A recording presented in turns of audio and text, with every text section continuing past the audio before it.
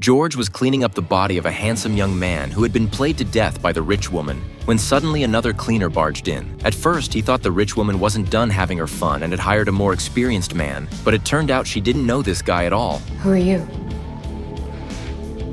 I'm here to take care of your problem. The rich woman was stunned, unsure whether this newcomer was friend or foe, when Pete pointed toward the pinhole camera above. Turns out the whole scene earlier had been caught on the hotel owner's surveillance cameras. Afraid it would ruin business, the owner had sent Pete, another body cleaner, to deal with the mess. But the rich woman had already brought in George first. Since neither trusted the other's man, she wanted George and Pete to work together. For professionals, though, sharing a cleanup was an unacceptable stain on their record. Pete grabbed his phone and flatly refused the job to the hotel owner, while George packed up his gear to leave. Even when the rich woman offered triple the usual price, he still refused to cooperate. You're on those tapes too.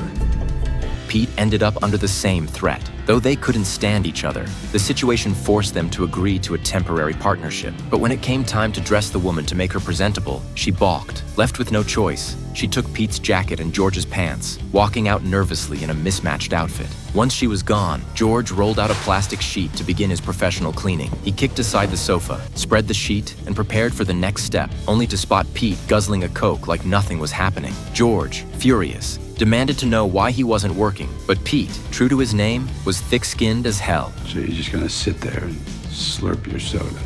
I'm going to supervise. George chose not to argue and went back to the dirty work. Pete lounged with his legs crossed like a king until he spotted a backpack in the corner. Opening it, he swore loudly. Oh, shit. George came over to find the pack stuffed with flour, clearly drugs. Worse, inside a doll was a GPS tracker, meaning the owners could show up anytime. Both men, veterans in their trade, instantly recognized the danger. They agreed to deal with the corpse first, then return the flour later. With that settled, George taped the body, flipped the bedsheet, and wrapped it up neatly. He wheeled over a hotel luggage cart, hoisted the corpse with ease, slipped it into a suit bag for cover, and strolled right out toward the elevator. Down in the parking garage, Pete cut the surveillance feed while George loaded the body smoothly into the trunk. Pete raised an eyebrow, grudgingly impressed. But then came the problem: what to do with the body? George said dump it in the river. It's quicker. Pete insisted burial was safer. As they argued, the trunk suddenly popped open on its own.